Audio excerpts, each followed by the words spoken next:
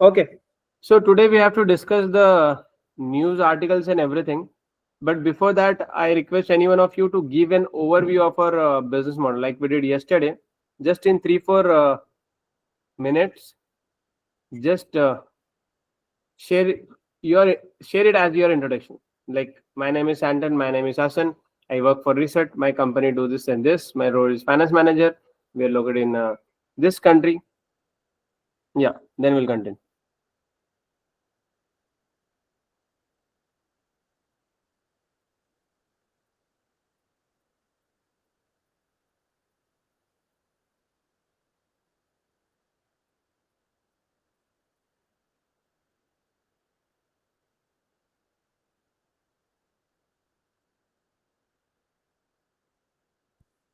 I think yesterday Santon did so.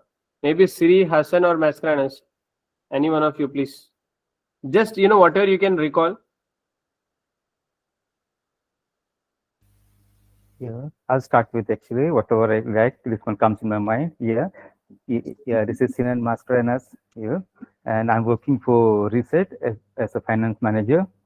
And yeah, our company is dealing with like selling of new and this one use this one electronics, like computer and this one peripherals. Yeah, and we operate it from place Lamland.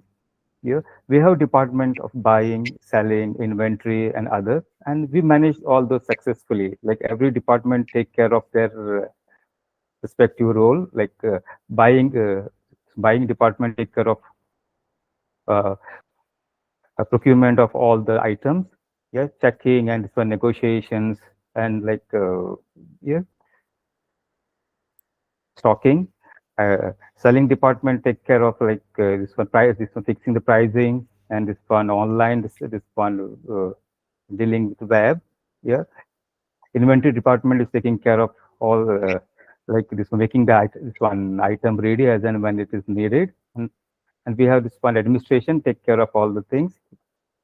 Yeah, and initially we begin with dealing with our stores, but after a continuous success, we got a tremendous success. Then we thought, and this one we made it it's possible to deal online uh, through our web, and we we we prefer to close all our is one retail stores. Yeah, and we take care of all everything like till our this one These are business model in simple stocking words. of Forget yeah about what they have given in the precinct. Assume this is your business. You and Reset. yeah What this is your yeah simple words? What it is? What you do? yeah we do Just in think for we do in this one this one purchase of the used pieces and sell it in a bulk and try to gain this one earn this one considerable margin on this by selling to customers, this one individual business and this one government, etc. Yeah, that's it actually. okay. And what kind of products we have? Any example We of have that? we have this one laptops, PCs, this for consumables. We have other accessories like this one USB series. Yeah, yeah, these are things. Okay, no problem. So after today's session, I'll give you a question. You have to write a summary of your company, like please in your role and what is your company doing, and obviously how we can improve the value creation, your business model, all of this. You can obviously refer the pre-scene. Misbah, I have a question. Yes, Uh, and thi- this now, when we are giving the introduction, right? I mean, okay, our core business model is about buying in bulk and then selling into the retail market after refurbishing the same. Now we buy used and new products also. That is what the pre-sale material is saying. I mean, do we have to refer to everything as per the pre-scene? I mean, in the same terms what they are using, or we have to rephrase it into our own words? So usually this can be subjective. Some students want to just use that same, but I personally believe, and what I recommend Hmm. is use your own words and your own style of Ah. writing. Make sure that Hmm. instead of selling, we don't become a manufacturing company. We should not deviate the business model. Rest all is Okay. fine. Hmm. Because Okay. it's Okay. almost impossible for them to give all the information in this 25-30 pages. Because technically, what is happening is that in the pre-scene, I mean, like, Uh, if you try to put the word to word from there, it looks as if it is like you are just copywriting the same thing from the pre-scene. So, is that going to help in the marking, or it's going to be adverse? That's what I was wondering. Nothing else. Yes, definitely don't copy word by word. Just understand the business model.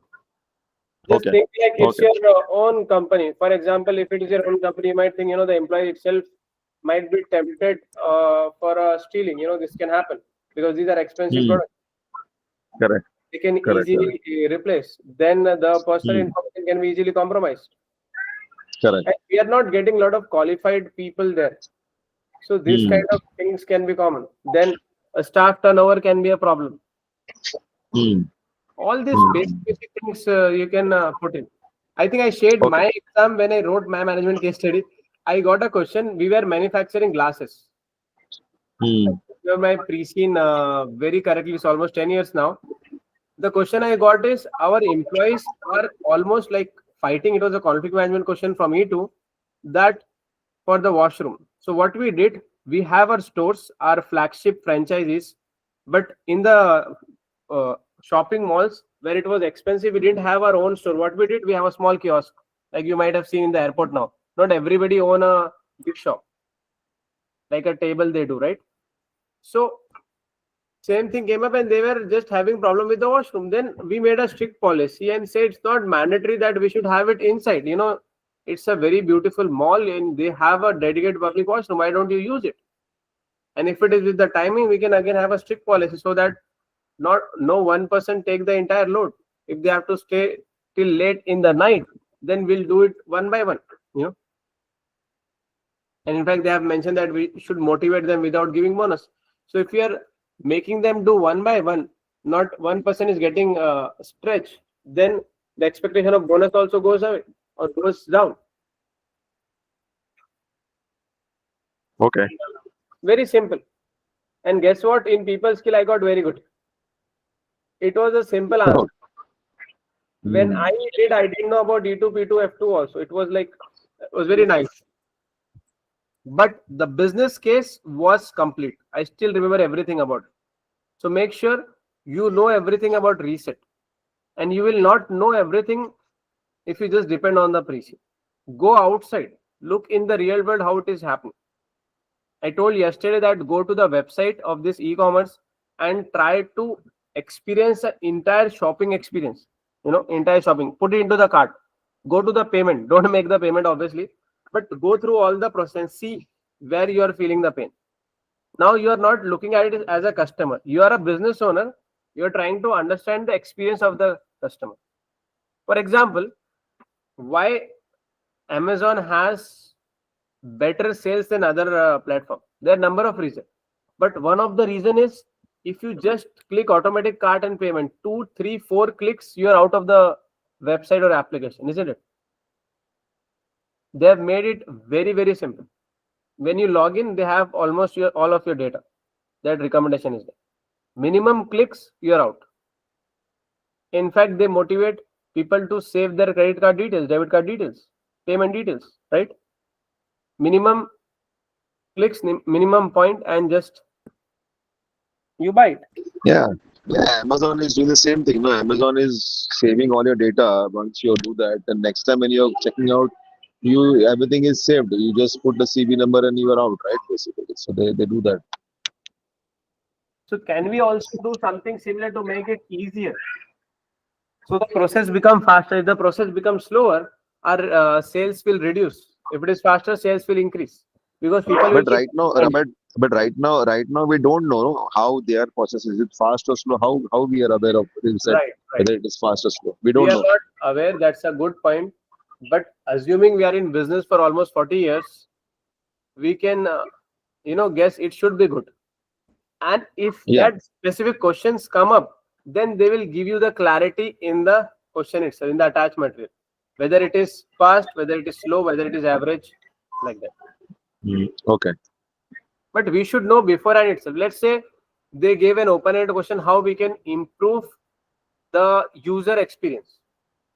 Give 5 points for the user experience. Then this can be one of the points. Even if it is good, we can say, okay, these are the ways we can make it better. We can give them subscription, we can give them coupon.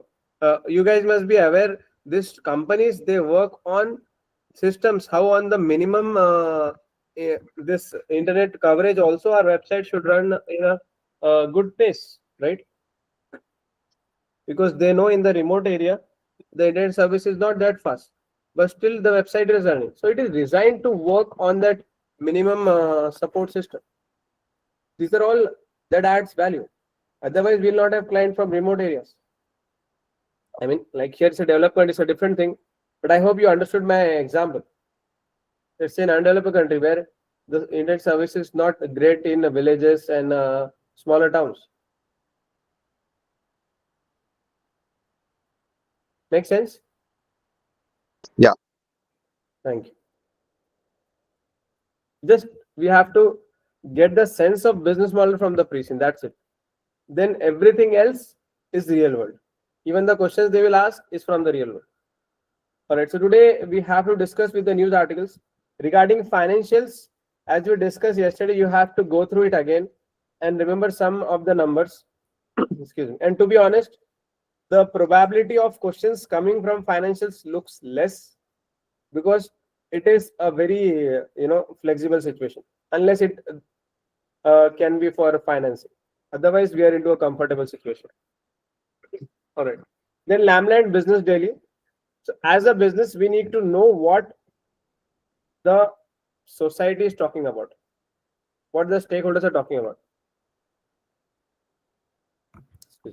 And one of the important stakeholders is the media. So when you will make the list of 20 stakeholders, like we discussed yesterday, put media also one of the stakeholders. The hazard of electronic waste. Electronic waste or e-waste is the term given to discarded electronic devices. This is a growing problem. The problem, some is like sustained and some is growing. Why is growing? Because e-waste is just multiplying every year. It's not still, it's like multiplying. Because nowadays, almost everybody has 2 phones at least, right? And number of, or maybe we can say every home has multiple laptops or a PC plus laptop or tab. Globally, more than 60 million tons of e-waste are dumped every year. That rate is increasing. Forecast suggests that the dumping of e-waste will exceed 80 million ton by 2030. Can you imagine 20% increase in just 4-5 years? That's a major problem. So what does it tells us? It gives us a hint that government might come up with a regulation in that. Because if there is a problem growing up, who needs to step up? It's government responsibility. They need to come and solve this problem. The growth of e-waste is blamed on the continuing development of electronic devices. Consumers are often keen to have the very latest devices and so need to dispose of their current models. They are keen to have, or they are marketed that they should have it. A lot of unethical marketing happens, but it's legal. Government cannot stop these companies, and even it's legal for the consumer to buy. Is their choice. E-waste includes toxic substances such as lead, mercury, cadmium, and other chemicals that are harmful to human health and to the environment. These metals and chemicals can pollute land and river and can make their way into food chains. That's the main problem. Food chains. These metals and chemicals can pollute land and rivers and make their way into food chains. For example, we are hearing so much that the fish or the life below water, they are being consuming plastic. And when we are buying fish and we are eating, in fact, there are some documentaries on YouTube we can check where the scientists have found some small, very small particle of fish, the plastic in fish.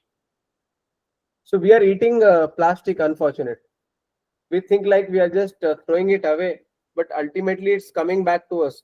It is back to our plates, isn't it?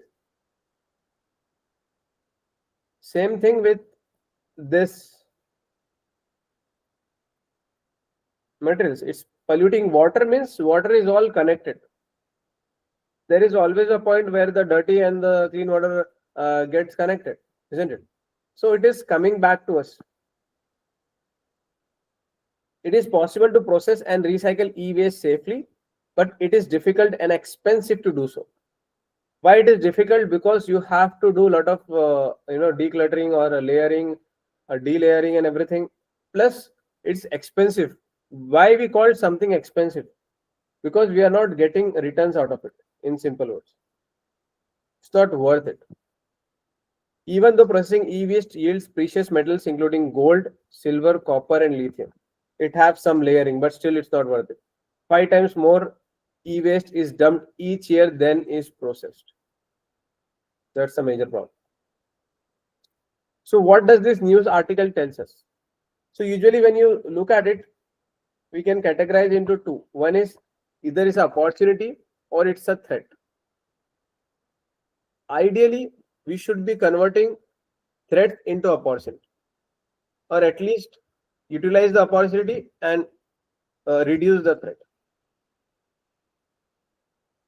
So I have put some points here also: increasing need for sustainability. How can existing devices be updated?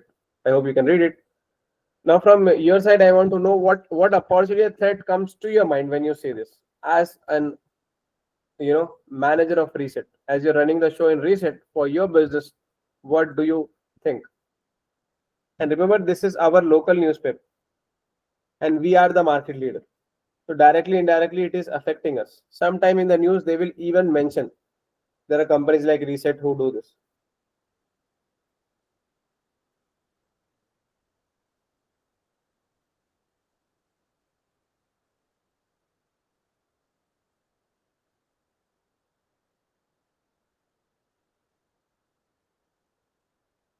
Anything that comes to your mind?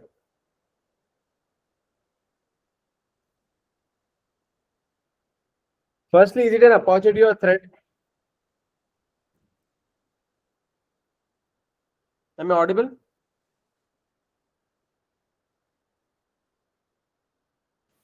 Yes, Miss Bhai, you're audible. Can you please come again? I couldn't get it. Yeah, Sri and everyone, what I'm saying is this is a news article about hazardous waste. This is an industry issue, okay? So when something is industry, it is external to us. So when it's external, whether it is an opportunity for us, our business, Ressett, or is it a threat for us? I would say it is an opportunity uh, in a way, because they are also saying that the waste, when it is recycled, especially the electronic products, there is the byproducts is precious metals like gold, silver, etc.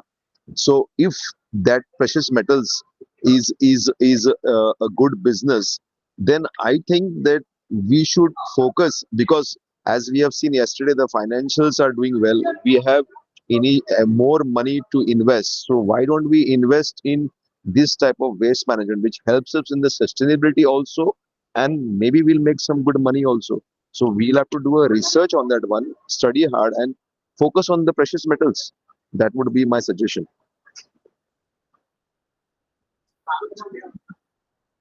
But again, whatever return we are getting, like they are saying gold, silver, but that's very rare. When they say expensive, it gives a sense like investment is higher and return is not that much. No, that we don't know, right? We are not very sure. We'll have to recommend that we have to do a thorough research on that and see how our probability, whether it is feasible or not. So, but the recommendation can be put across to the board that they can spend some money to do a complete research analysis, because it helps two ways. It helps in the sustainability also. Plus, it helps in the survival of the whole thing. Not basically the industry itself. That's true. And moreover, we are into the business of selling used products also. So we are giving life to this product. Remember in the pre-scene, in the previous page, yesterday we discussed, they have mentioned some of the products we bought might have been scrapped. Though it is working, but nobody is ready to buy it. So we gave it a second life. Maybe the scrapping cost what we are incurring, and if we don't get the money, that can be part of our CSR activity basically in that manner. Yes. And through CSR also we can earn. But the thing is, it's not legal requirement. Neither we are listed. If we are a listed company, maybe we'll take it seriously. But we are unlisted. It's owned by a few shareholders, as we can see, and they are just taking out the profit. They are not looking to grow aggressively. Maybe they are not even thinking to go listing or go big global. And that's what most of the small and medium companies do.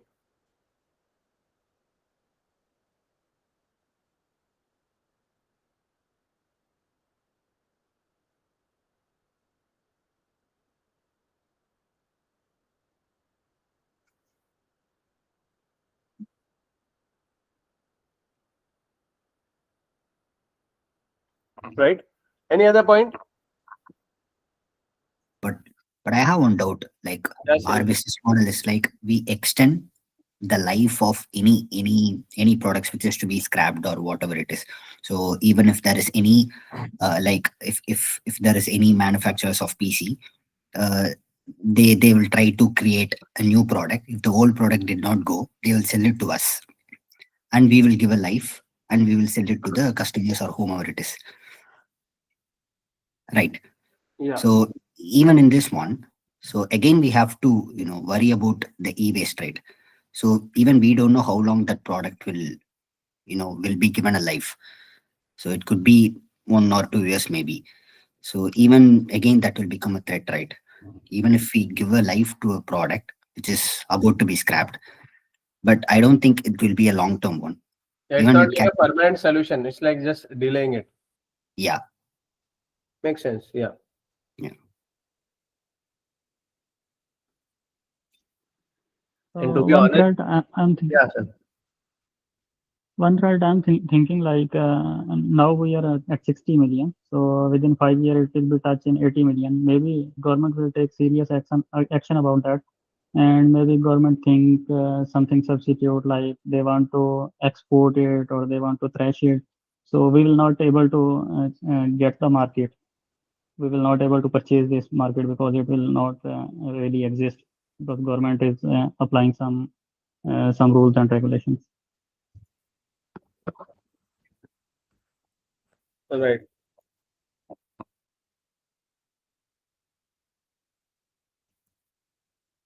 At least we need to have a policy where we are on the right side.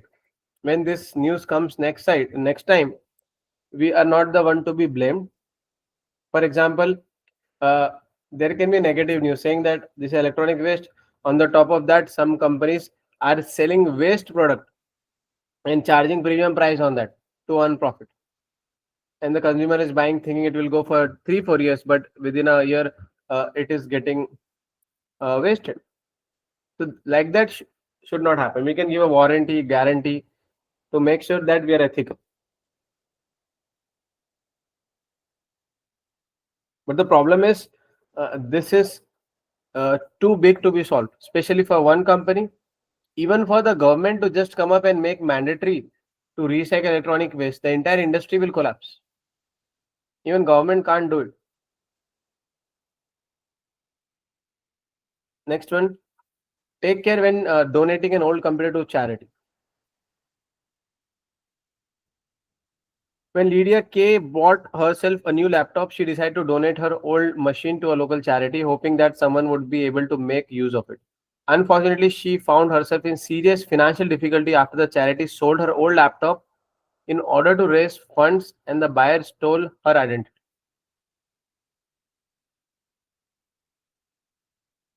Miss Kanyati Ms. Kanya had deleted all of her files before making a donation, but she did not realize that access to files can often be restored even though they appear to have been deleted. The person who bought her old computer appears to have had the necessary skill to restore her files and use those to obtain personal details such as online banking username and password. Miss Kenya was unaware of this until she checked her bank balance and discovered her account had been emptied. That's a major problem. Luckily, her bank has agreed to refund the money that she lost. The perpetrator has not been identified. Professor Edward, an expert in computer security, told that Lamland Daily News that it's possible to delete computer files permanently, but doing so requires security software and the ability to use it. Remember, we saw the video of that they are selling iPhones. They were talking about software, and I believe in the pre-scene also they have mentioned we use software to delete it. Owners should never give their old computer away unless they know how to wipe all data forever. Very important. It's a scam. So again, this is an industry news. How it will affect our business model? I mean, it's not a bigger problem like the previous one, but how it affects? You can use the customer data like bank details, all those items, and you can make use of it. So there's a scam, there's a possibility of taking place of illegal activities. So people might, they will get scared of using the secondary computers or secondary laptops. Right. Maybe user will not be scared, but the people who are selling it.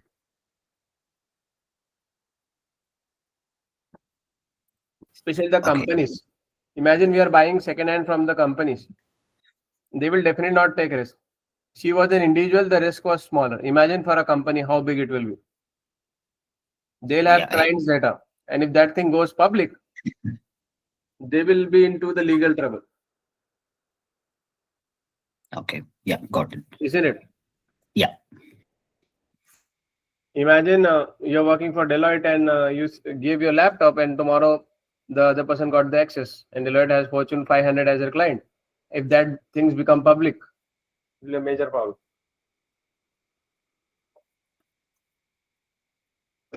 And last line doesn't make much sense. Owner should never give their old computer away unless they know how to wipe all data forever. To be honest, not everyone has that software. How many of us knows that software and to do it? To be honest, no, right? So it will be our responsibility at Ressett to make sure that we have number of controls. Even one software we cannot depend. Maybe a couple of software we should know, and the proper training should be done with the employees with double checking that the data cannot be recovered.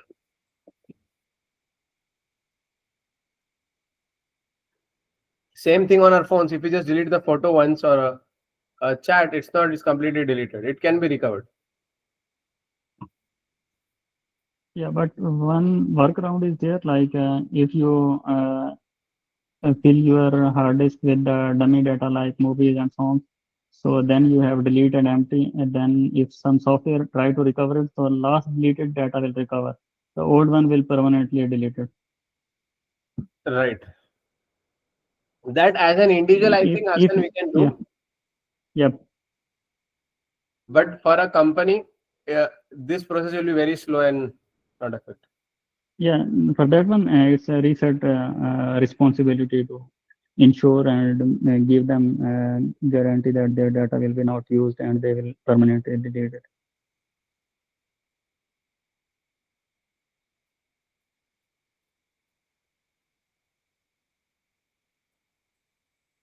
Yes.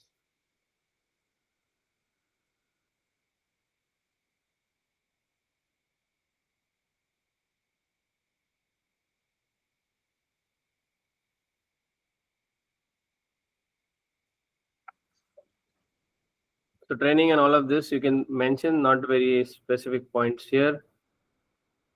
Then buying used computer on online marketplace. There are several choices available to you when you are buying a computer. One of these choices is to buy using an online marketplace.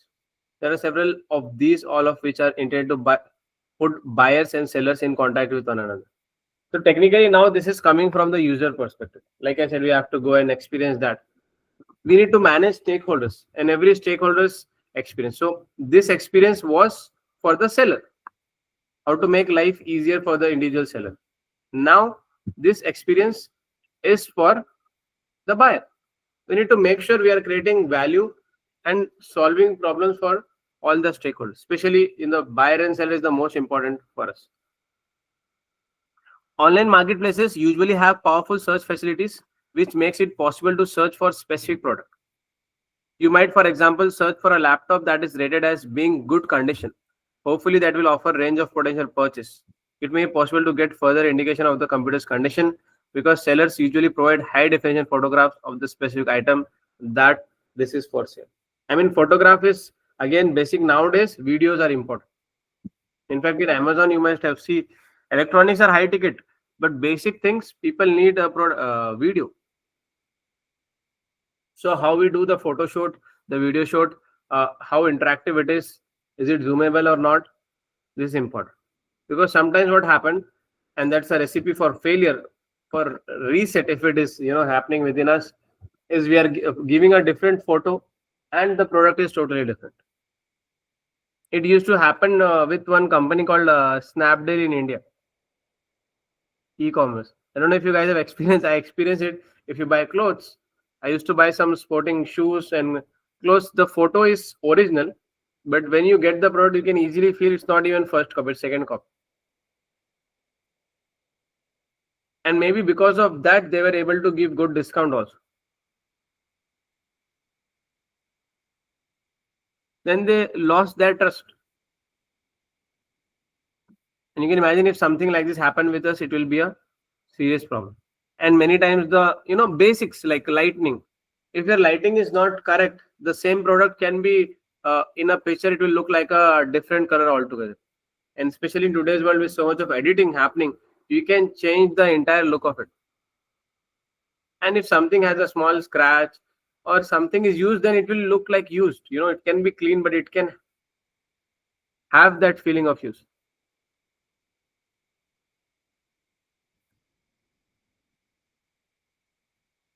Some sellers offer items for sale at a fixed price, while others invite bids. This is interesting. What is bids? We'll just give it to the highest price. Fixed price sales have advantage of being settled immediately, but bids can have its own, right?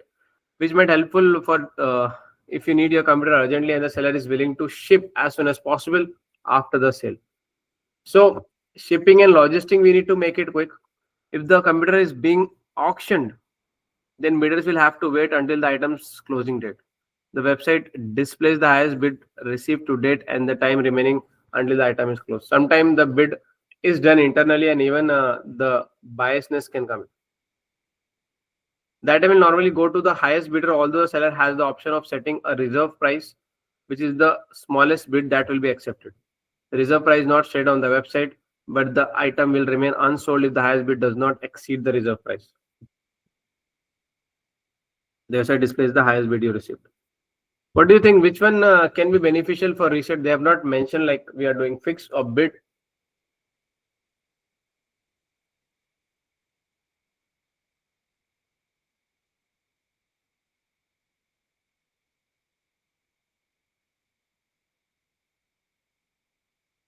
Do you think bid can help us?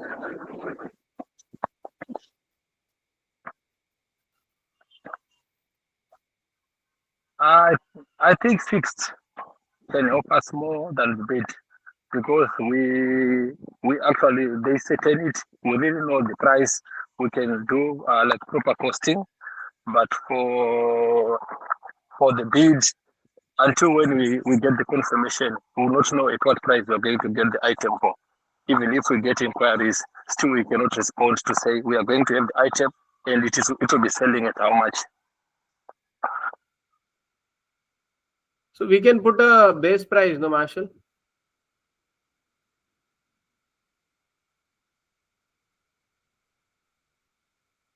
Can you repeat what you said the last one? How much is selling? Hello? Sorry, I'm actually outside, so there is a lot of sirens wailing out. Okay, no problem. Others? Misbah, can you just repeat the question if you don't mind? Yeah, Rakesh, what I'm saying is, I hope you understood our business model, right? We are selling we are like a platform in simple words. So Yeah. if we sell through a fixed price is beneficial for us, or we allow users to do bidding, which one is beneficial for us and why? The bidding, I will go with bidding reason. Bidding will have a initial fixed price. The bid will start at X at fixed price, right? So after that, whatever value we will get, it is directly contributing to the bottom line. Okay. And if it is a fixed price, the revenue will be fixed. But this bidding will give you an opportunity to increase get an incremental revenue. Bid will give incremental revenue. How? See, I'll get my price fixed. Let's say X. Okay, which is the buying cost, where I'll be at no profit no zone. That is my cost to cost. After that, whatever bid will come, that will directly add to my bottom line. Right.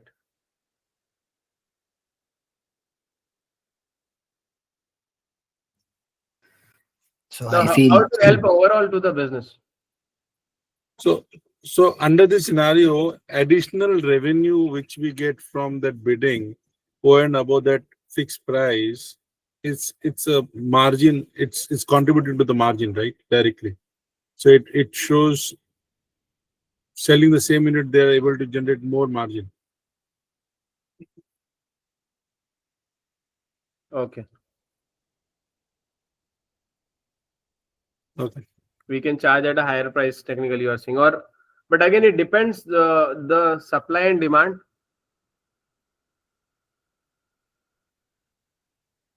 For example, if you're selling let's say maybe an old iPhone, sometime it can have like iPhone 6s.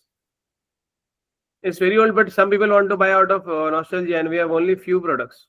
So that instead of selling at a cheaper price, we can sell it even expensive, or we can just put a bid, let market decide.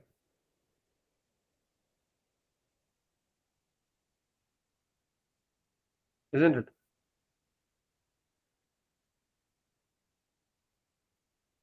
Yes. I think ideally it can be mix of both. There's certain products which we feel like can get better price or it has a more demand, then they can go for bidding. Otherwise, we can go with the fixed price because bidding will affect our cash flow. How much the bidding will affect the cash flow? We don't know how much we'll exactly get. Imagine if bidding price we are putting as fixed price only of the similar product in the past, then it won't be attractive. Why people want to go for bidding? As you think like a buyer. For example, if I'm going for a bid, my expectation is okay, I might get it for cheaper, isn't it? Because they don't have a buyer available, and usually they give a small date. Let's say within 12 hours they want to sell, within 24 hours they want to sell. Okay. But I have a different perspective because Yeah. see, when it goes to bidding, logically, see, as mentioned, until the items, the bidders will have to wait until the items remaining until the item closes, right? So I think I can read right. Okay. So under this scenario, so bidders are waiting. When they are waiting, it means the demand and supply, it will be less demand and more, less supply, more demand. If bidders are ready to wait. If they are not waiting, then there is no question of, getting an extra incremental revenue. If I'm ready to wait, see, as an example, I'm not sure whether it will fit right, but iPhone 17 has come, right? So Yeah. people who want to buy iPhone 17, some people are very much interested in buying iPhone 16 because that time the iPhone 16 prices will go down because of increment in the new. So under the scenario, people will wait till 17 launches because I do not have that budget. So here also, the bidders is waiting to get at a good price. The good price will be decided by the company, and company will never sell the product at loss, right? Until unless it is necessary that they want to recover the cost. But more or less they will recover the cost, and they will. I am not sure whether they will sell the clause, but nowhere it is mentioned. Got it. Ideally, a mix of both can be helpful. Then moving on to the next. So these are like FAQs on our website. So FAQs, sounds basic, but it's very important. Sometimes as a business internally, we might get bias because we'll have always inside out perspective, but we should also have outside in perspective. We might undervalue what we are doing sometime, or at the same time, other decision can be we are overvaluing. We are like, okay, nobody else is doing, people don't have options. But remember, in this land, we might have only two major companies. They may be small place as we discussed. And now people can also get from Alibaba and all, online internationally. That is also a threat for us. It's also a substitute for our services. Okay, will I be able to talk human being if I telephone your call center? This is a new phenomena because now if you call the call center, is like AI you're talking to. Sometimes they'll take almost 5-10 minutes before they connect to the actual human, or even more. If there is a difficulty in setting up, can a supportive accessible be sent? Okay, these are points. Our call center is staffed by specialists who can offer helpful advice both before and after you make a purchase. Specialist means we're talking about the person. Telephone number on the website is staffed from 8 to 2, 7 days per week. 8 to 20, technically 8 a.m. to, we can select 10 p.m. or 8 p.m. we can say. Yeah. Our advisors are available to offer advice about our products. They can assist with purchasing decisions, or they can offer after sales advice in the event of any problems with deliveries or difficulties in setting up an item of equipment. Very similar to Amazon, right? How we can improve that? We can make it a WhatsApp calling. We can even make it 24/7. But as of now, we are only into one country, so I believe this timing should be fine. And the best part is we are doing 7 days per week. What is the advantage of doing 7 days per week?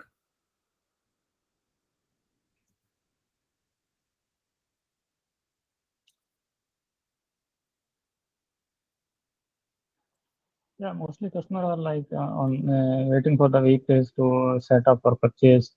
So it's better. So they will get and they are stuck in the working days, so they get time in the weekends. So it will be beneficial for the customer side perspective. Right.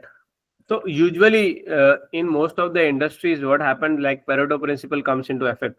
80% of the sales will happen on 20% of the days, that is Saturday, Sunday. And remaining 80% of the days, they'll have only 20% sales. So it doesn't make sense to make them not available on weekends, because that's where the people make the decision. They must be thinking entire week. Even for grocery working people, especially when we are international outside, we have to plan, right? We have to wait the entire weekend for doing that. And the companies are also smarter. They don't give deals on weekends. Only weekdays they will give it. That is mandatory and we are utilizing it. The only thing is the staffs have to work on weekend, but that's completely fine. We can give them off on the weekday. We can plan accordingly. And by the time we might have enough data during what time, what type of calls they ask, and even we can reduce the number of people. How we can reduce the number of people? By FAQs being already in the website. If I buy one of your refurbished laptops, will I get the software that the previous owner installed? I'm looking for a package that includes a word processor, spreadsheet, and a presentation package like MS Office. All of our PCs, whether new or refurbished, come with an operating system. Any other software that was installed by previous owner will be deleted by a technician as a part of our checking process. The software is not there. We delete software packages such as word processor and previous owners usually install their copies on their new computers. So it would be a breach of the software publisher's license condition to leave the original copy of their old machine we would be responsible for any such breaches because we are selling the PCs. This is how it is on paper, but technically, people can easily get MS Office, isn't it? And the company also be lenient with it, so that if they are trained, they can come and work on the same software easily.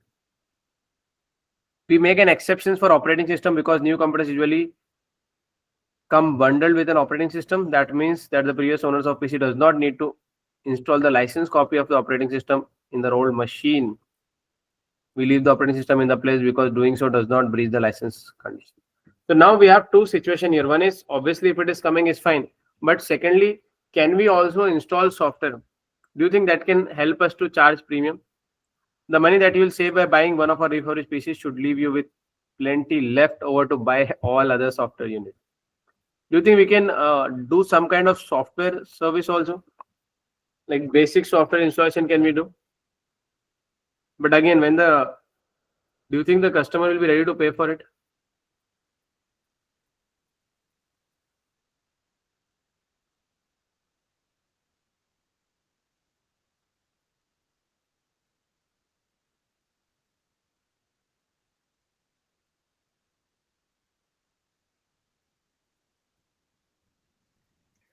I think individual will not agree to this, but the companies and the organization, they can take a package from us as a basic software like MS Office, Word, Excel. They can purchase it from us, and we can upsell this and earn profit from that also.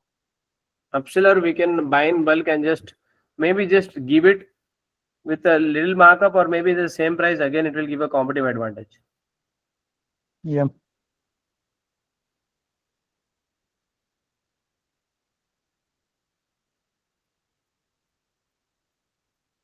Can there be any disadvantage?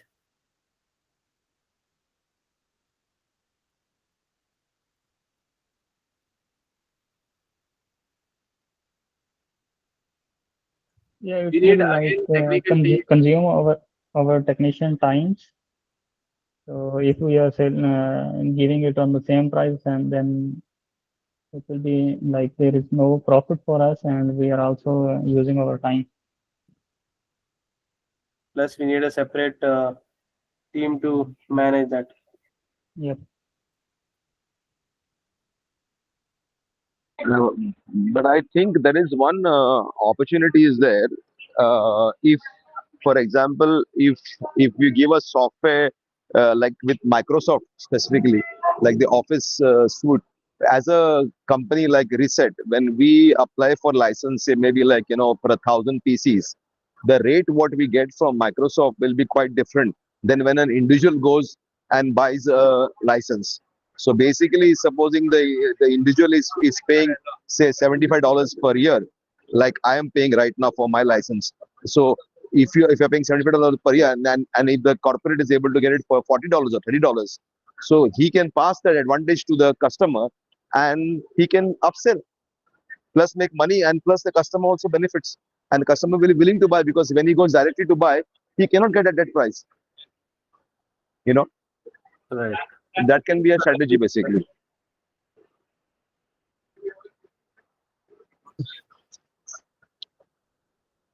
Am I making sense? Yes, yes. That's what Yeah. it is. If Okay. we are able to create a win-win situation where the stakeholders or most of the stakeholders are happy, then it's an ideal position to be in. Yeah.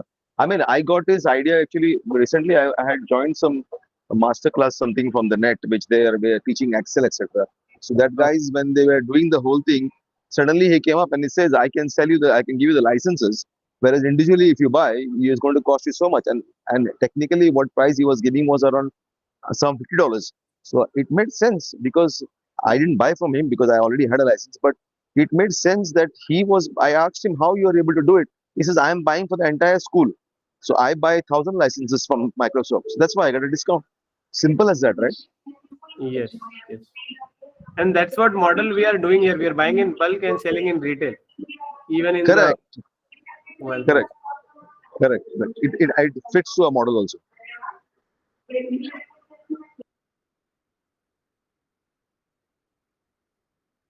Right. Or maybe we can even think beyond this. If some other software also we can do. However, we need to have a proper demand. Why I'm saying that? Because our majority customers, or at least the first major customer, is 16, 17-year-old. So what if we can do with some games and everything? The new laptops are doing, but I'm not sure how it will work for the reused one.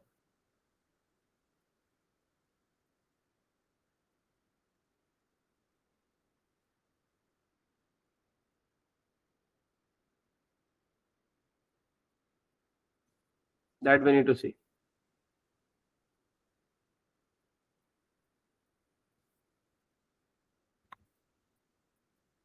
Then DVD writers. What is the difference between internal and external DVD writers, and which would be better for backing up the data on my laptop? This is again quite basic. Internal DVD writers are designed to be installed in desktop computers. Your laptop would not have the necessary space to accommodate an internal writer. An external drive used as short cable to plug into USB port in either a desktop or laptop. That makes external drive more suitable for your needs. Okay, so here, I mean, this point is basic.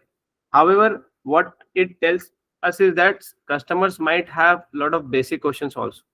They might not need to overcomplicate it, and especially if they are buying the older models, maybe that information is not easily available. Because what companies do, for example, if you want to buy an old charger for iPhone, you'll find it difficult than the new one, because the market doesn't have it, or very few people have it. Same thing with this information. The network cabling. Okay, here there is another point. The DVD writers that we have for sale at the moment are all supplied with the burning software that will enable you to copy files into writable DVD. Just make sure that you buy sufficient blank disk to back up all your files. I don't know who is buying this all blank disk. Maybe some people. Network cabling. Do you sell network cables? Is the cable connection better than wireless? Cable networks are better and safer, especially when you talk about the Wi-Fi connection. It's more stable also. Yes, we sell network cables. These come in a range of different lengths. You can also buy a reel of cable, which you can cut to any length and attach that plugs that fit in computer that to either end. We sell cables, reels, plugs, and the tools needed to make cables. So we need to sell the products, we need to educate them, and if they have any problem, we need to solve that. Customer service is very important. Cable connection enable faster and more reliable data connections, or maybe a customer can the representative can talk, and then we can send a YouTube link. From there they can get an idea. So it can be reducing the risk of connections breaking down when you are in the middle of a task. Cable connection can also connect devices that would be too far apart from wireless connection, although that might require very long cable. I believe in corporates it can work, and you might have to drill holes in walls to get the cable from one machine to another, a traditional method. We have the last one. If I buy a computer, is there a limit to the number of times that I can contact your call center for a technical support? I mean, this is funny. Do you think there should be a limit? Because sometimes it can be misused. And remember, we have to pay the person. There is a minimum wage per hour, right? Our technical support continues for 3 months after you make purchase. That should give you plenty of time to set up your new machine and to make any adjustment to meet your needs. You can phone our call centers as often as you need during this initial 3 months. By then, your equipment should be working for satisfaction. Your call center support will cease. What do you think about the last question? In fact, before that, have you noticed when you call a customer service, especially when you want to talk to a person in today's time, and obviously in development it's more, they give you very irritating sound. Sometimes they make us wait almost 30 minutes. They don't want us to call the customer service, but as a service they are providing, but the number of people are purposely kept low, and they are also trained to finish the call as early as possible.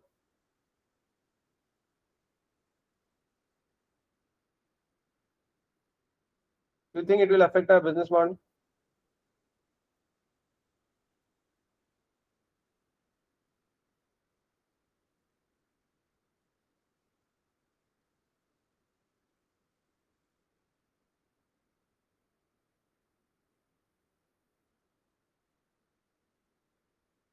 Hello. I don't think it will affect much. What But should at the be the same ideal time, situation for us? sorry. What will be the ideal situation for us? What Mm, kind of service?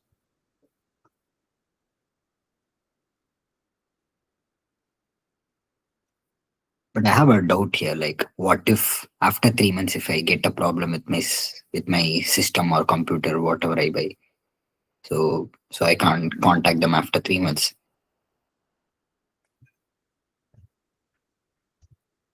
Right. That is another problem. Sometimes people buy it and they don't use it immediately. They are traveling or some issue happens, a medical thing, something in the family. Hmm. What should be our ideal policy then?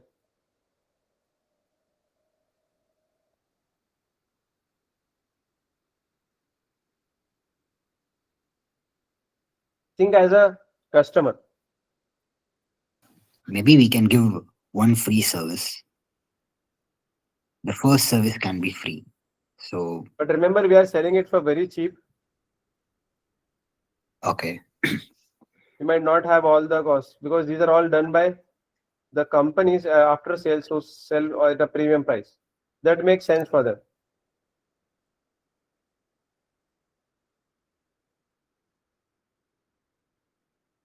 Or else we can sell the service in a contract. Like, we can offer you 3 service. For the first service, it's free, and we can charge for the next 2 service, so that we can, match the prices with the second and third, even if the first goes free.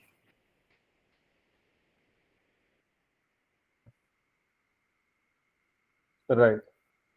It may work or may not work. I'm not sure. What if we make it like specific? For example, if it is like something at less than $100, it's a different service. If it is little high, let's say 300, 400, 500, there's a different service.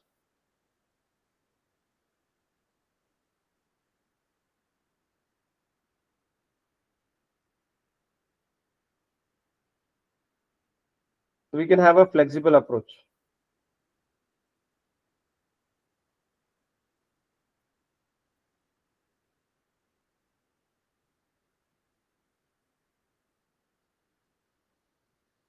Okay. Now, any questions in the pre-scene? Then we can jump into the industry. I'll give you 2-3 minutes. You can just have a glance. Then we can quickly move to the industry. Again, industry is very similar, the same points. It's better we can discuss today. It's all connected. Just give me 1 second. I'll share it.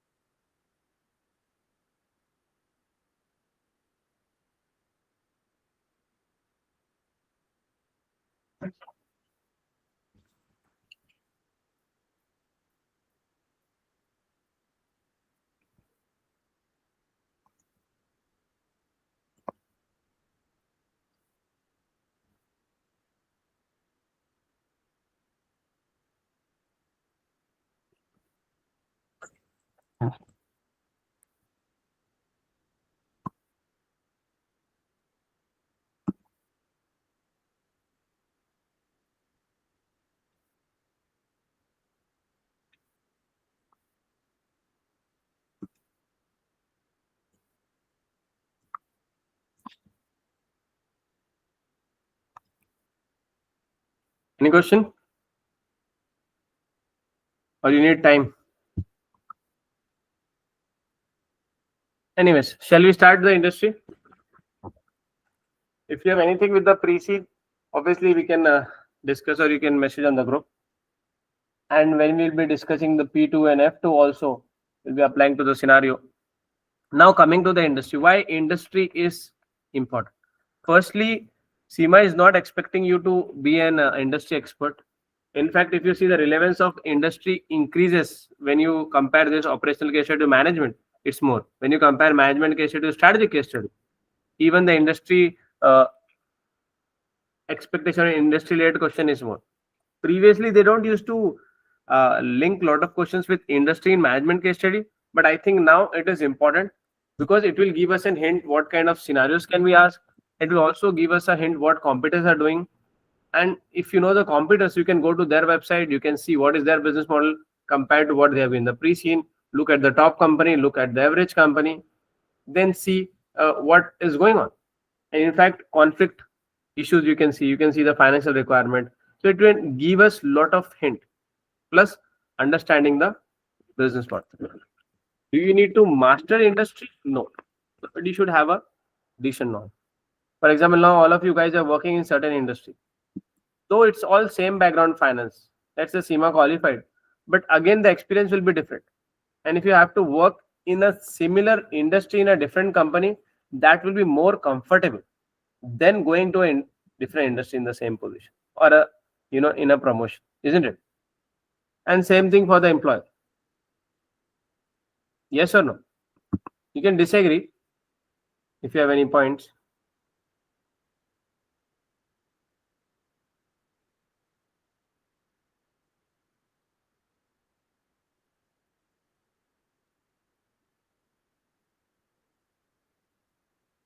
Agree or not? Am I audible to everyone? Yes, you're audible. Yeah, we agree as well. Okay. Thank you, Sri, for confirmation. So let's start. I'll share this also on the group after the call. So rise of second hand, we have a couple of images here. If you see, we have Mercury as a company, we have eBay that is doing. Obviously, we have to see globally who are doing, we have whatnot. So previously, if you see the platforms, obviously they're focusing on the new one. And even for the new one, people don't have trust. But now the trust has gone to another level.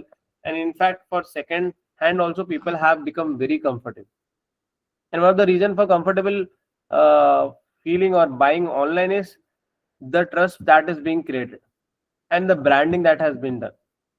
So people don't think who is the seller, they just think who is the platform, because the trust is on the platform. However, certain time the platform has to pay the price. There was an issue happening with a company called Flipkart in India. I think Amazon also had. What people did, they bought shoes, expensive shoes like Asics, Nike and all.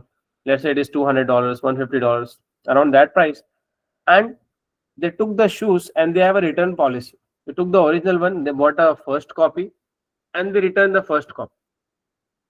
And the person who is taking back might not know it properly. And it's very difficult to understand the difference nowadays, the first copy and the original.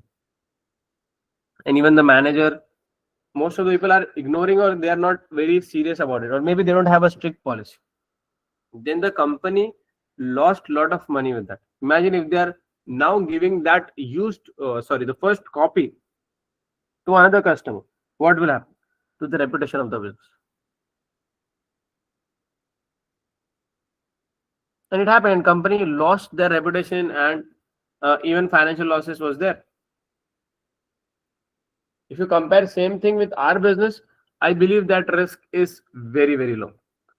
People cannot come up with a fake laptop and give us back. If they do it, they can make more money. They can make their own brand. No need to give us back, isn't it? Okay, so what we'll be looking here is overview and scope, understanding industry scope, segment, geographic coverage, because this can give us a hint if you want to go to a new market. Market dynamics will understand which section is going. Is it a mobile phone? Is it a laptop? Is it a PC? We are thinking like PC is dead or decline, but that's not true.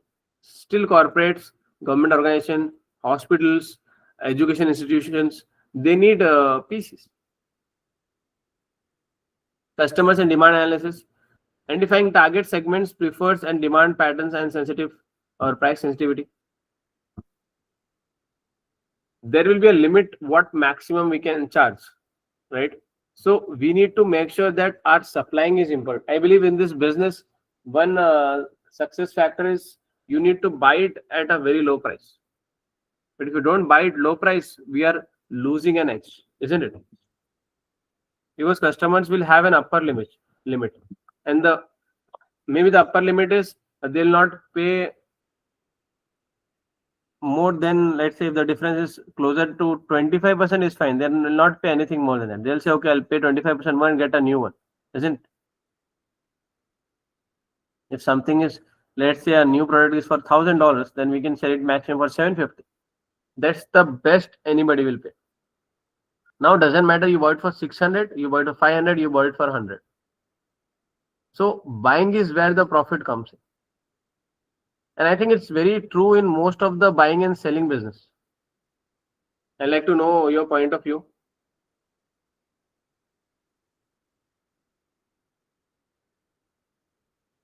How do you think companies can manage that?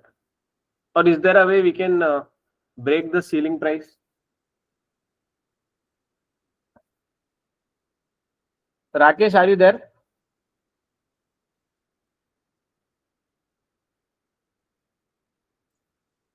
Been very silent today.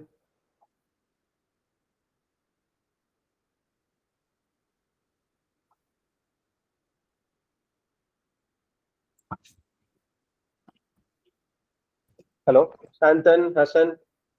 Please talk so it will be easy for you to remember also this point. So this is what the exam scenario can be.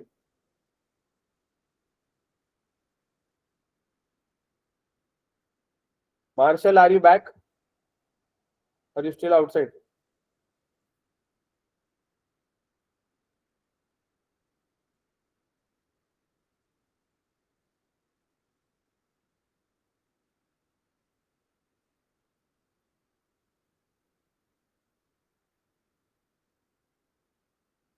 I hope I'm audible to all of you. Yeah, you're audible. If you don't, can you please come again? Like, I got disconnected. Okay, sir. Yeah. Be on unmute itself. Okay, don't mute. Because continuously we need to. I was saying, Sri and everyone, that there is a maximum charge or maximum price we can charge for our products. Let's say the new product is $1,000, and customers may be willing to pay maximum $750 or $700 for that product. Doesn't matter how good it is, because it is used. So how you'll manage that our margins are not compromised? Because now if the ceiling price is fixed, a new product can be 1100 tomorrow, but for a used product, it's very difficult to increase the price. So how you'll manage our margins? Or we can say the dependency on buying is more, that you buy cheap because you have less opportunity to sell expensive or sell it at a higher price. You can't do a markup. It's like target costing. We have to be within the target.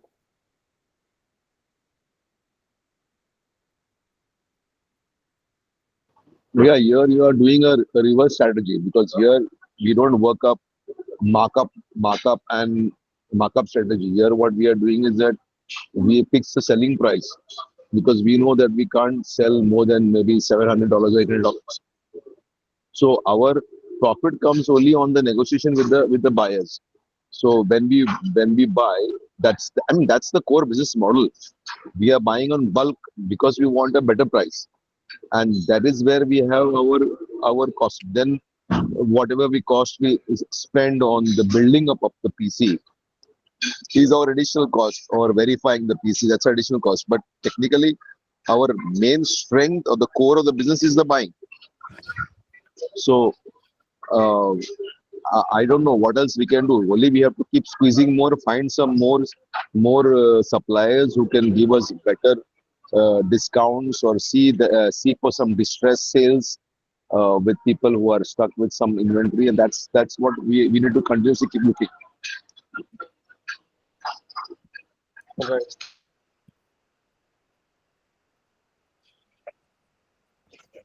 And we need to have a solid base, solid network, which we have developed for almost 4 decades, and keep continuing it, that we have the access. In fact, I believe here is more about having the information, where, how, when, what ways. Because why a new player cannot buy at that price? Because they won't have the network, they don't have the knowledge to do it. It will take them a lot of time to understand the minor things. That's the advantage we And have. yeah, and also I think the advantage what we share, I mean, from a business perspective, if I look at it, we have the muscle power in terms of cash. We have the money. So basically, when you have the money, the supplier, whoever is selling for a distress sale, what he looks for two things. One is that how are you going to pay me? Are you going to pay me immediately? Then he is willing to give you a more discount, right? So and plus the need of him disposing the inventory. So these two things are good. And since there are only two good big players like us and Fix Up, so we have a big coverage. So we need to have a very big knowledge base of the entire market of whatever the Nagaland or Lamland, whatever it is, Yeah.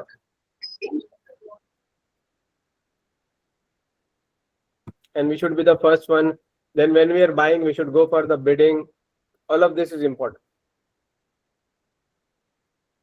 Then supply chain operations, evaluating value chain, sourcing, distribution channels, technological advancement.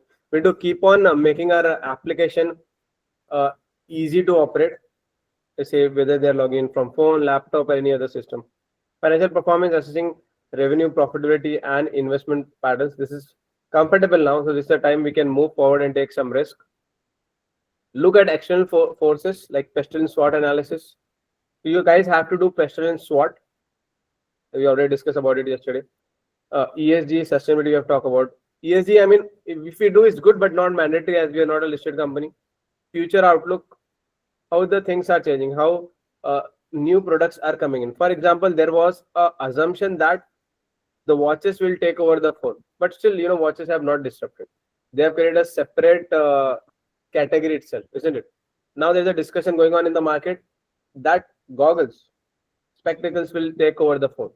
Like Meta has launched, and India Reliance has also launched something. We need to see, we need to catch up with the real thing. Maybe again, to be honest, wearing that extra all the time, a lot of people not like it unless they have their glasses, So maybe this will also not work. Now ring came in, so new trends are coming in, which is trying to replicate the physical phone, but that was not true. That they have created a separate category for themselves.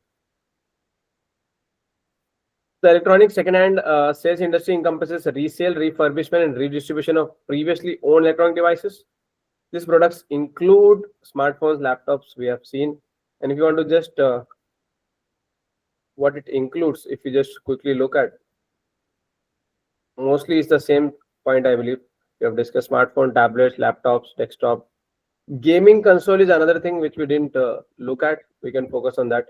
Audiovisual equipments, cameras, accessories. But the problem is cameras, accessories, everything is coming into phone nowadays. Sales channels, peer-to-peer marketplace. We have OLX is a company in India. Facebook is there. Amazon, Cashify. Live commerce platform is there, whatnot. So I'll share you this file. Go to their website. Okay, spend some time. When you're tired, you don't need to open notes or anything. Just go to the website. You don't need to very active, and it will be like not stressful. Device condition, certified refurbishment. If you use the word certified, if you see what is the difference between let's compare to US and other countries. In US, they do very good marketing. Everything they will give a certified word. If somebody is coming like a plumbing work, also basic thing, there is a certified plumb, and they'll have a physical certificate, and somebody is giving them. They give basic level of training, but that word create lot of intangible value or lot of goodwill in the terms in the mind of a consumer. We should make sure that we are utilizing it. We can also segment student segment, first hand buyers, second hand buyers, sustainable buyers. Like we know the age group in our PC. We can also segregate in terms of countries, in terms Technically, now we are only in one country. We can segregate in terms of cities, maybe then. Support services, what we can provide. According to Cognitive Market Research, the global second-hand electronic product market is projected to 96.5 billion. That is the official. Let's assume it's 100 billion. That's a lot. And still expected to grow 15.5%. Can you imagine? It looks like it's saturated, but the market is going to keep on growing. And the biggest market is Asia Pacific, obviously, because people are not willing to buy new ones. If you want to go outside other market, the first thing is Asia Pacific. And obviously Europe is there. South America, North America, we can focus.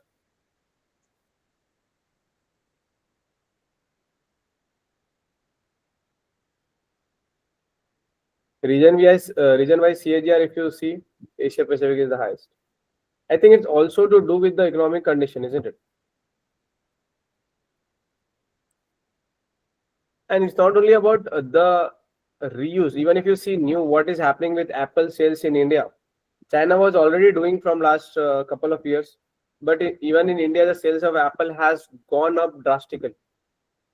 People are buying, first time buyers. They're getting influenced. We have some companies, Cashify, Back Market, whatnot, Amazon Renewed, eBay. And our organized, we can also like Facebook Marketplace is there, WhatsApp business, but these are more like self-employed people are doing. The industry is poised for continued expansion due to affordability pressure. Affordability pressure make us to lock the price. And I mean, we discussed just now, it's very difficult to buy it at a cheaper price always. Plus, it's not just the product price. Imagine we have to use software. Then the employees are very costly. You have a minimum wage, a lot of other legal requirements. Then you need to have a warehouse place. Then logistics are very costly. Plus, you have to deliver it soon. If you give months, or a month is almost impossible. If you give weeks to wait, let's say 1 week also, then customer won't be happy. Sustainability mandate, we have seen the news article. Digital first consumer behavior, like new people who are, like born in technology, we're saying. Platform innovation is there. You need to make it more AI driven pricing. Live commerce is required. Market dynamics, if you look at, affordability is the first thing, and sustainability is the second they are trying to. Platform expansion can be there. So companies who already have a platform, they can easily come into that. Or we can say, like in Ressett, we have a platform, we can go into other things. So there's an opportunity for us. Enterprise adoption, partnering, trade-in programs.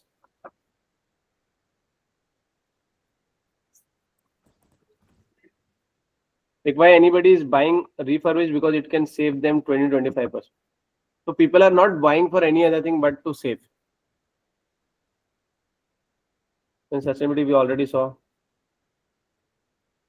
Platform like Back Market, Cashify, and whatnot have scaled rapidly, with Back Market raising 510 million to expand global operations. Do you think it's a good time for us to go global? I think yes, because we are very stable. Then 60% of enterprise now integrate refurbished IT asset to cut costs, resulting in 50% IT cost reduction. Can help us to reduce. Trade-in programs also can be done. OEMs like Apple, Samsung, Dell report 70% rise in trade-in participation. More than the pre-scene, we can get it from here. I believe they have a YouTube also. YouTube also will get a. What is the market restraint if you see? Consumer skepticism. What is that? 30% of buyers remain wary of production quality and warranty coverage. Even if you give, they don't trust. But in Ressett, I believe this 30% should be lesser because we are doing for a long time. Then supply-demand imbalance. Will not have exactly the same product or same quantity what they are looking for. Budget smartphone and entry-level electronics pressure resale margins, especially in Asian market, where the market is more cost conscious. Regulatory fragmentation. 20% of the market face inconsistent e-waste and resale regulations. In fact, Globally, there is no strict regulation.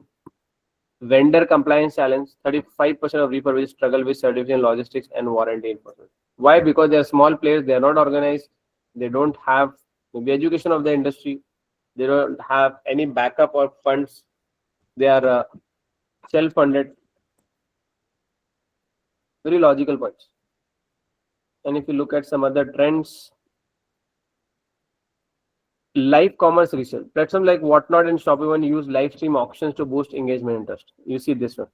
This is a good thing. What do you believe about tying up with certain influencers in LI?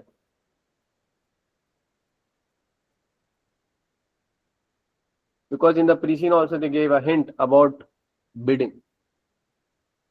Just bidding and having an influencer bidding it as a person talking, that can make a difference, isn't it?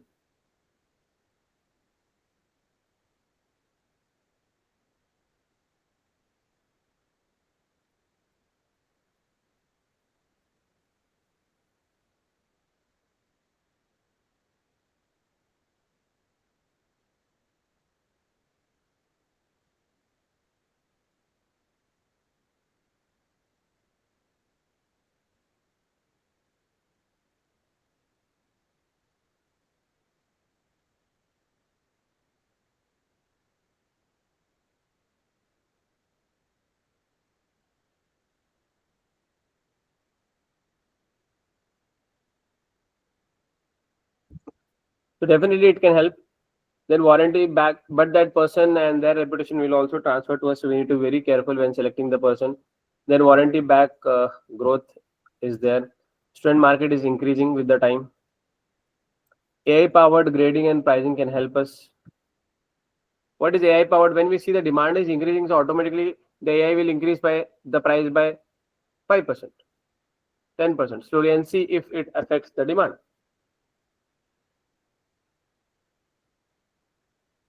Then overall collaboration can also help. Regulatory environment is fragmented. It's not very difficult. Like in India, also the rules are not that much. It is coming up.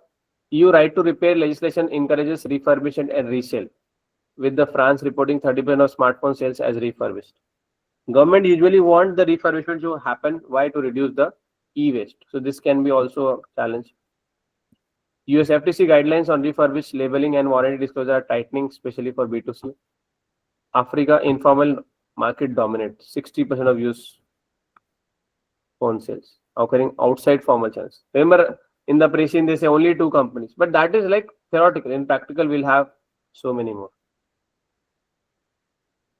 Now, if you look at the customer demand, what they are looking at, you can read this basic point also. You go directly to this. Firstly, they are needing affordability. Like for example, in Indian currency, we talk about 25,000, 250 pounds almost. Students and first-time buyers prioritize educational utility and warranty. Main thing, basic, again the same price range. Data is very important. Where they are buying from: Amazon, Renewed, Yantra. Sustainability, they are ready to pay a little bit extra also. SMEs and freelancers, they need reliable, they need bulk deals, they need specific for their thing. If it is a gaming enthusiast, they need obviously that features. They need more than the minimum. Tech enthusiasts, here money doesn't matter much, or gaming enthusiasts, they're buying gaming consoles also. In fact, the gaming industry is also growing so much. And in our reset, we have not mentioned much about gaming consoles. I believe that can also be an advantage. In fact, 2 years back, we have a case study where we are manufacturing. Actually, we are not manufacturing, but we are making games. In that, we have tied up with the hardware manufacturer. So that industry is growing.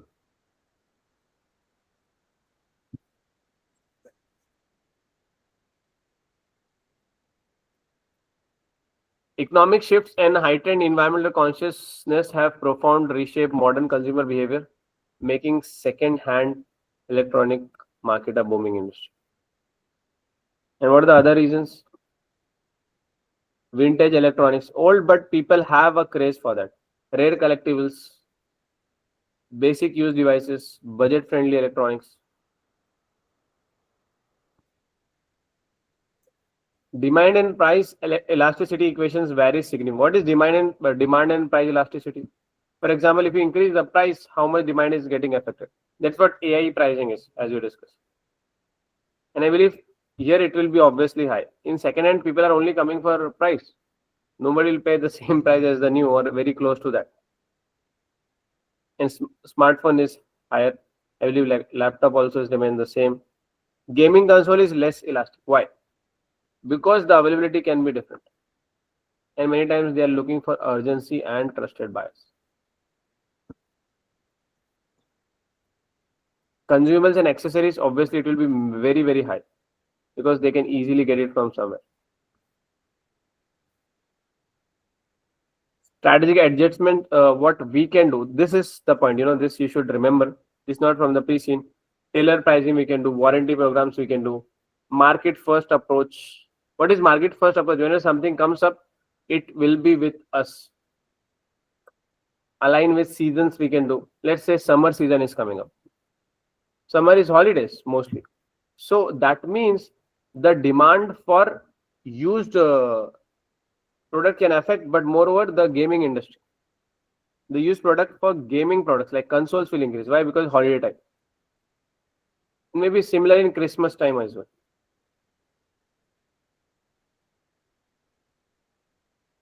Right? Even I think for the tablets, the pre-scene was mentioning about that for the leisure type, leisure holidays, etc. Tablets is more preferable because it is easily carryable and they can watch their movies or whatever on the tablets, or they can do some things which they want to do at leisure, at their own time. Plus the gaming. These two things are more for the holiday season, you can say. Right.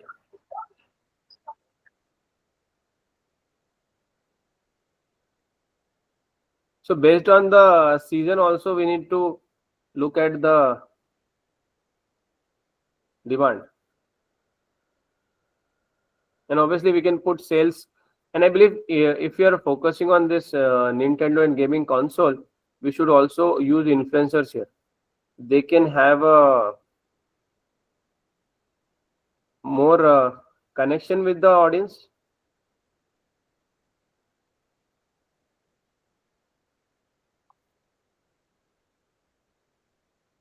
Align with the seasons, improve platform performance. Improve platform performance, we need to keep on doing it. Low buyer trust is there, so we need to make sure that buyer trust is being taken care of. Then supply chain and operations is a major problem. Device acquisition, grading. What is grading? How good it is, how bad it is. 1, 2, 3, A, B, C we can do. Refurbishment and certification. We need to do a certification. That trust should be there. The word certification itself gives a lot of trust. Inventory management, distribution, fulfillment.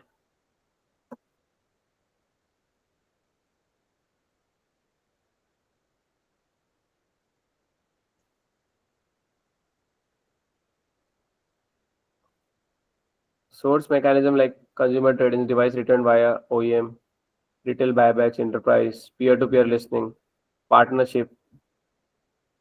And when we are buying also or distributing also, we need to make sure we have different way. Direct to consumer we can do. Retail kiosk or stores also we can do. For example, this one. In bigger stores, people can just get cash for an old phone. Nowadays, these are there in some of the airports. Have you seen any of you?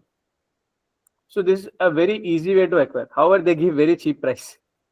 Sometimes they'll not say to sell old phone. They can just say, check how much worth is your old phone. And they'll ask you to plug in to the phone. So through that connection, they can get everything. Live commerce and auctions, B2B bulk sales can be done. Cross-border fulfillment. If it is a very big one, we can do that as well. Like back market is doing. Go to back market website. That can definitely help. Financial performance, if you go directly to the chart, Asia Pacific is the highest, 17.5 growth. North America is the next. Obviously, these are very big market. Europe combined, that's increasing, especially backed by the regulation. Like we have seen, they want recycling. They want to promote recycling or refurbishment, like France has done. South America slowly catching up. Where we operate, they have not given the content obviously, but we might be somewhere in Europe. That should be our understanding. If you look at the economics where we are spending a lot of money, device acquisition, buying the used device from a customer, retailer, or trade-in programs is where the 40% cost is going. But imagine instead of 40, we spend 50 here, then the entire game we have lost. We need to have the maximum in unit. What's the maximum price we can do in device acquisition? Imagine if this goes 50 and you're not able to increase the profit or increase the selling price, then no point. Refurbishment, repairs, logistics and delivery, warranty support, marketing and platform fees.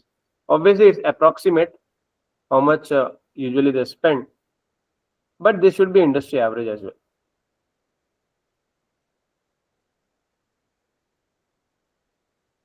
Then recent news, if you see, companies are raising a lot of money.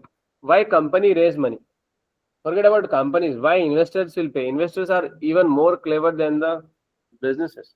If they see growth, then only they will invest in it.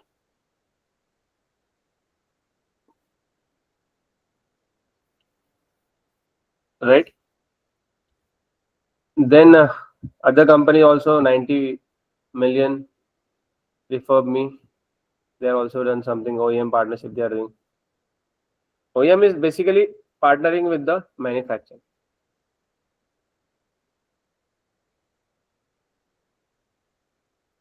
Gross margin usually companies are getting 20 to 35. Return rate is 5 to 12. Return rate is a big problem. You must have came across a video on YouTube how Amazon is dealing with return problem. Excuse me, or how this e-commerce companies are struggling with the return problem. Many times, like it happened with me also one time, and one of my contact, like in Amazon, they have given a wrong product, and what they said is, okay, you can just keep the product, we'll give you the original one. By mistake, something happened, the size was wrong, or sometime the same right shoe twice.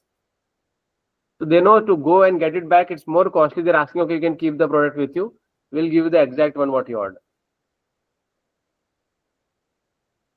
Return is That is very common in UK. When I was in UK, I mean, it was very common. I mean, if you order some product which is less than 15 pounds at such, like I had ordered a weighing scale. It was about 10 pounds something, and then it came, and then somehow it was not at the right place of my door, and then I couldn't find it, so I lodged the complaint that I didn't get the product.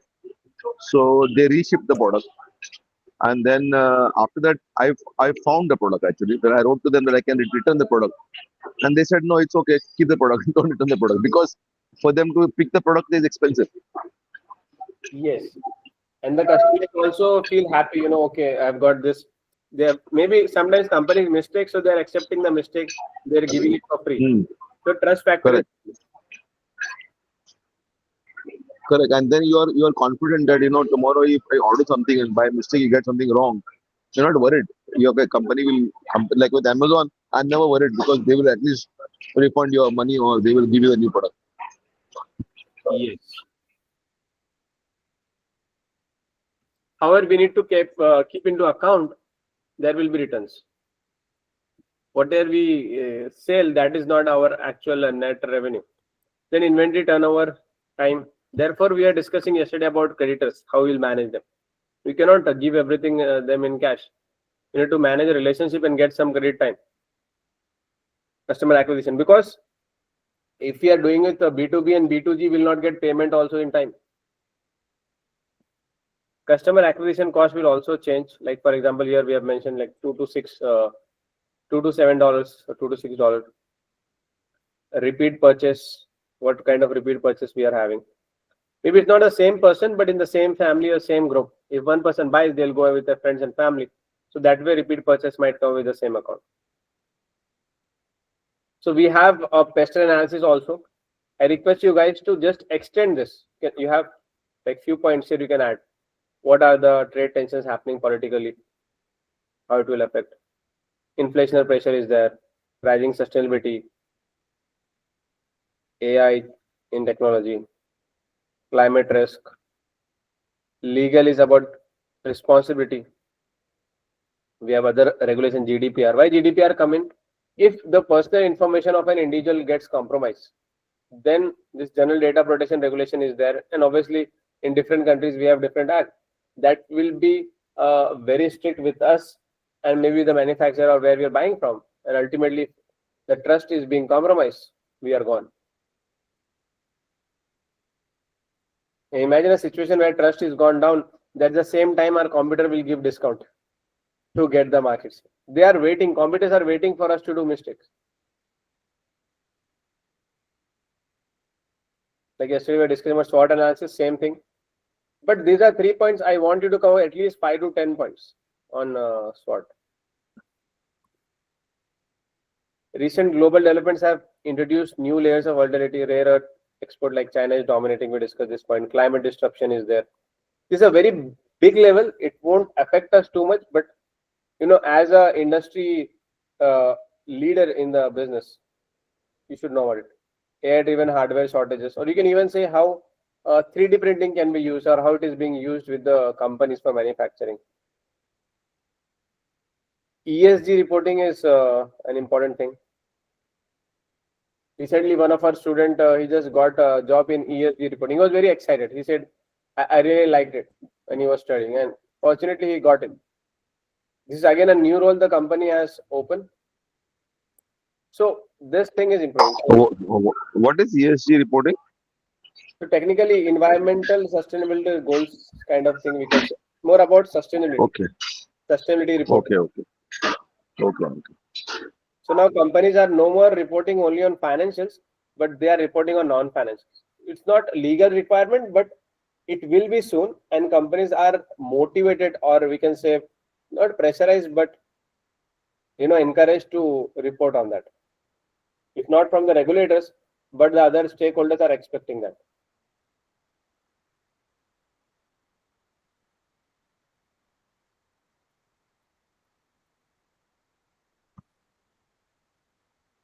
Future, if we see, we can use more AI to save the money, but the investment can be higher. We can involve influencers and do live auctions. That will create some buzz. It's not only about that particular sales, but in the future also branding can happen, like Whatnot is doing. OEM circular expansion, cross-border resale can be done. And we need to see the ESG driven consumer is there.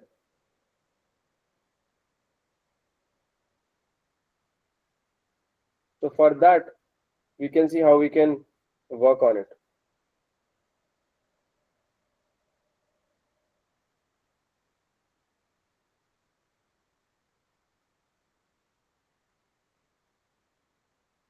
Right? So based on that, in fact, I believe we discussed this point previously also, how we have been maintaining our position with the changing trends. So maybe the next change is people or the customers coming from environmental perspective. They are buying us just because we are environmental friendly.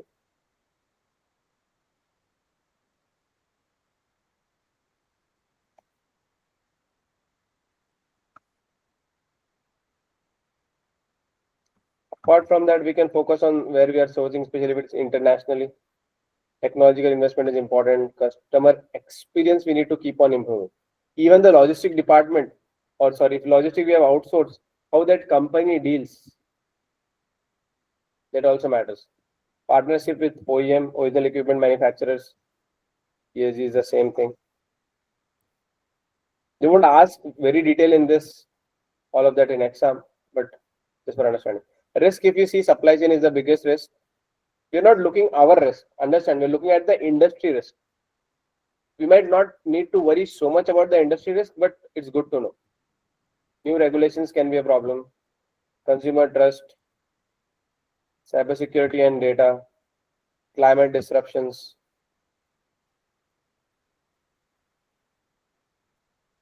Refurbished electronics platform, how it can be refurbished. This can be one strategy we can work it. Cashify is doing open offline stores across tier 1 to tier 3 cities. Again, very few percentage is being done, but this helps to improve the reputation. Just last conclusion, the second-hand electronic industry is rapidly evolving into structured. So we have dedicated platform just focus on second-hand. It's a high margin and it's a win-win situation for everyone. Affordable, sustainable, digital inclusion is there. It is increasing as we have seen 15% CAGR. And companies like Back Market, Cashify, and Amazon renewed. If Amazon has come in, you can understand how big their research team is. They are one of the most valuable company in the world, and they have the highest cash reserves, isn't it? So if they have come in, means we can understand by their entry itself. Amazon has also come into space technology. They have launched a project called Project Cooper. Actually, it was part of the strategic case study in August. Therefore, I know because I researched it. They will be sending satellites in the space for low Earth orbit. And through that, we'll be getting internet. If you have heard about Starlink. So that will solve the problem of connectivity. It doesn't matter you're in a big town or you're sitting in an aircraft, you're in an airplane, or you're in a small village. You'll get the same level of internet. And that is possible. Yeah, that Starlink one, I was reading about it. Is that true? I mean, it's true. that's going to be, internet is going to be almost free, they're saying, huh? I mean, free and all that revenue, I don't think it will be free, but the speed will be very, very fast, and it doesn't matter where you are sitting. You're in Mumbai, or you're in a small village, or you're in Dubai. Correct. And it will help for this connectivity of our IoT, Internet of Things, connected devices, plus automation. So there is And there will be like a zero downtime basically. yes, almost. Almost, yeah. Demand is so big. Looking at this, Amazon has entered into that market. Amazon is a competitor for Starlink now. Oh, so Bezos also is entering that market, huh? Already entered. Oh, So that gives us a hint. If Amazon is going in certain market, they see that's a very big demand. They won't go in a small places. Same thing. So we have Amazon renowned. That means the market is to grow. We have a proof of other big players or global giants.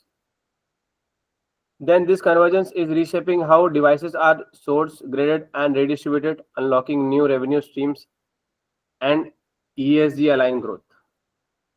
It can be a big thing. Okay. Then, however, the same point, supply chain, strategic, cybersecurity. To succeed, stakeholder must invest in transparent grading systems. Transparency is a new thing now. I mean, it was already there, but it will not work just by saying we are transparent. It should be shown. Maybe you can shoot a video and post on public platform. Ethical sourcing, predictive inventory planning, platform, balance, trust, and sustainability.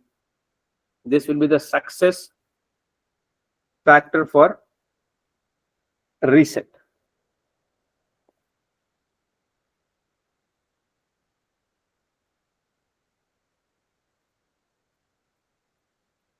Yeah. So that's it from the pre-scene industry. Please go through it again. I know it was not very slow because there was a lot of information.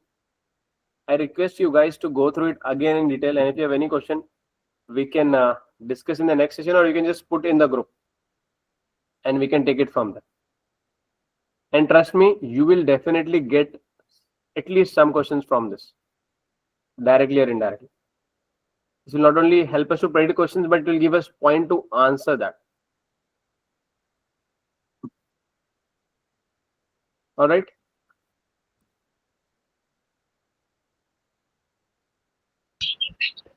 yeah, it's quite a good data basically. Yes, you know, I'm trying to give everything. You don't need to go outside or research anything. 19, just the website. One thing I would say, you have to go to their website for understanding.